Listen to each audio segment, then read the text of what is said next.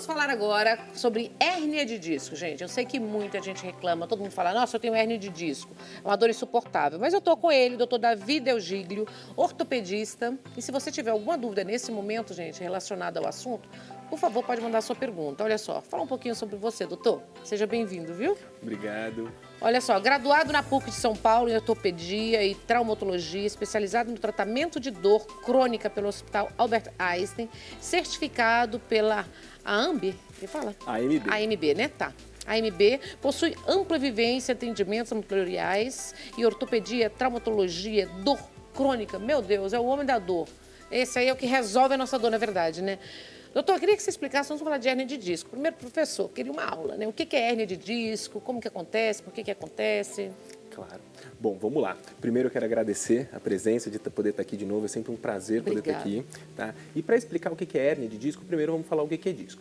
Disco é como se fosse um amortecedorzinho, tá? Que a gente tem aqui na coluna, entre as vértebras da coluna. Tá? Então, entre os ossinhos, a gente passa a ter essa substância aqui, que é o disco. O disco ele é composto de dois componentes. O ânulo fibroso, que fica em volta e faz como se fosse um anel mesmo, tá? E o núcleo pulposo, que fica dentro. E o que seria a hérnia? A hérnia é quando o núcleo pulposo, que seria esse vermelhinho aqui no caso, ele extravasa e rompendo-se o anel, que seguraria ele ali dentro, ele passa a extravasar. E com isso, o que ele pode acontecer? Ele pode fazer a compressão do nervinho. Tá? Ele apertando o nervinho dá aquela dor chata, aquela dor ciática que a gente fala, que é a dor da hérnia de disco ou a dor do nervo ciático. É aquela dor que formiga o pé, você pode perder o controle da perna, perder a força. Nossa, tudo isso pode ser? Isso no caso da lombar. Isso pode acontecer também na cervical, irradiando aí nessa situação para o braço. Mas a mais comum é a lombar mesmo. Doutor, a gente pode ter várias hérnias de disco ao mesmo tempo?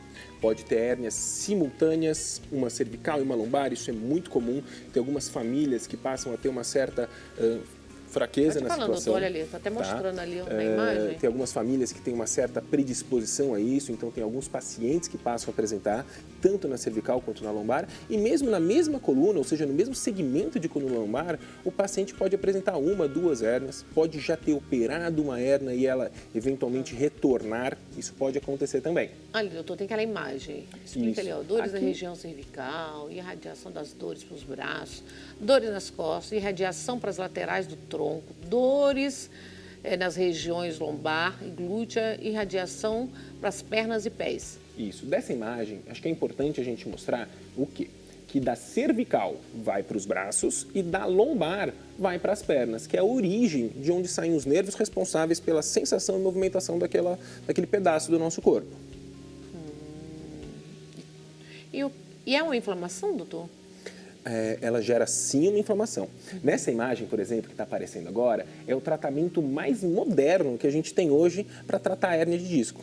Tá? Eu até trouxe aqui um pedacinho aqui do aparelho que a gente vê ali, que seria para a gente realizar a dissectomia. O que é a dissectomia? É quando a gente, com um furinho muito pequenininho, de até no máximo uns 2 centímetros, a gente consegue atingir a região onde está aquela hérnia e a gente fazer a remoção da hérnia com um furinho muito pequenininho nas costas do paciente. Muitas vezes não é necessário nem dar ponto, se dá no máximo 1 ou 2 pontos e o paciente vai embora no mesmo dia. Tá? Outra opção também, bastante... Maravilha isso aí. E o que ele... Aí tirando a cicatrização, volta ao normal? Sim, sem a dor, doutor? Sim, a gente consegue, na verdade, é o seguinte, a hora que tira aquela compressão, que eu tiro aquele nervo que estava sendo, tiro a hérnia que estava apertando o nervo, é literalmente tirar a pedra que estava naquele sapato. Então, eu consigo tirar a compressão. E aí, eu libero aquele nervo para ele ficar livre. E aí, a gente interrompe aquele estímulo doloroso que é tão chato e limita tanto a vida da pessoa.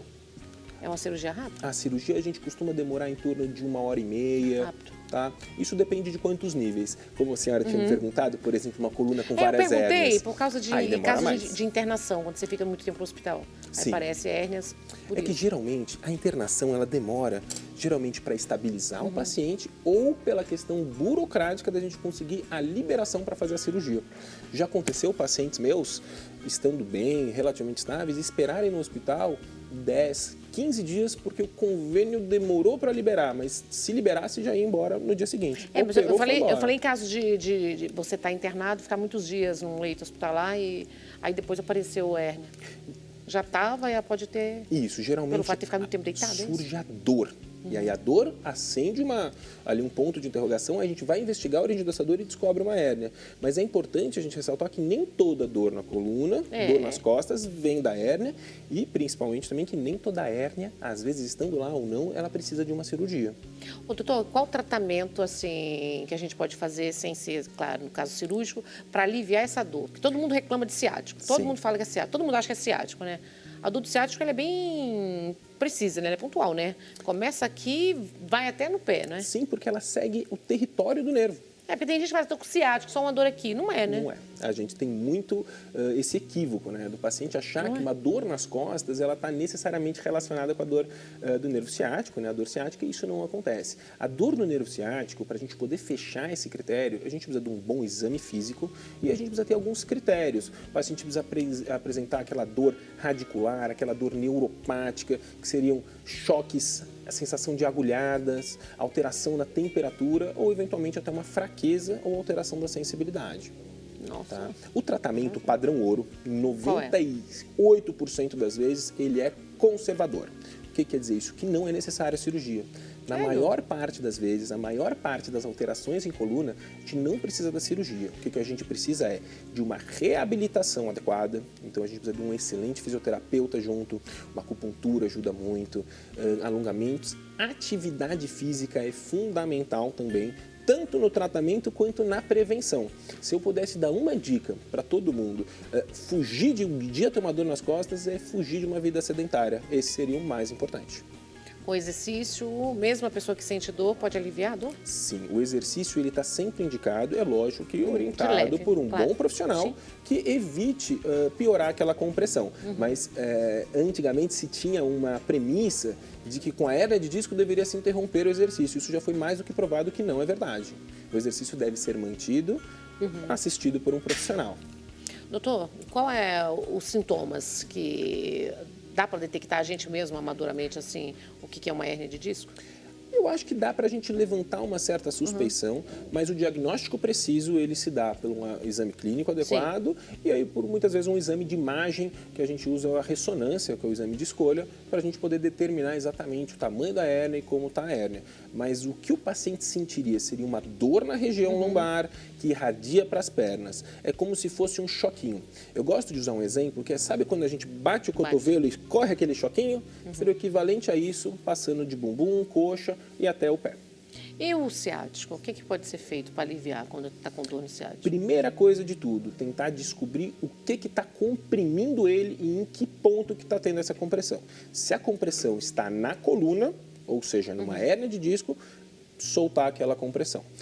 Outra situação que acontece muito, ele está sendo comprimido no músculo piriforme, que é um músculo que passa ali no meio do bumbum. E aí a gente consegue, às vezes, com uma infiltração, um bloqueio muito simples no músculo, liberar isso de forma instantânea. A gente joga um anestésico nesse músculo e no que ele relaxa, ele interrompe aquela compressão do nervo.